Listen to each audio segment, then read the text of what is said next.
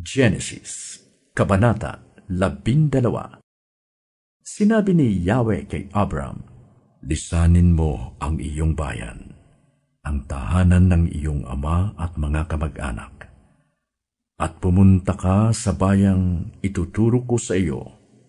Pararamihin ko ang iyong mga anak at apo, at gagawin ko silang isang malaking bansa. Pagpapalain kita, at gagawin kong dakila ang iyong pangalan, at ikaw ay magiging pagpapala sa marami. Ang sa iyo'y magpapala ay aking pagpapalain, at ang sa iyo'y sumumpa ay aking susumpain. Sa pamamagitan mo, lahat ng mga bansa sa daigdig ay aking pagpapalain." Sumunod nga si Abram sa utos ni Yahweh. Nilisan niya ang Haran noong siya'y 75 taon. Sumama sa kanya si Lot. Isinama ni Abram ang kanyang asawang si Sarai at si Lot na pamangkin niya. Dinala niyang lahat ang kanyang mga alipin at mga kayamanang naipon nila sa Haran. Pagkatapos nito'y nagtungo sila sa Kanaan. Pagdating nila roon, nagtuloy si Abram sa isang banal na lugar sa Shechem, sa malaking puno ng More. Nooy naroon pa ang mga Kananeo. Nagpakita kay Abram si Yahweh na nagsabi sa kanya, "Ito ang lupaing ibibigay ko sa iyong lahi." At nagtayo si Abram ng altar para kay Yahweh na nagpakita sa kanya. Buhat doon, nagtuloy siya sa kaburulan sa silangan ng Bethel at huminto sa pagitan ng Bethel na nasa kanluran at ng Ai na nasa silangan. Nagtayo rin siya roon ng altar at sumamba kay Yahweh. Mula roon, unti-unti silang nagpatuloy papunta sa gawing timog ng Kanaan.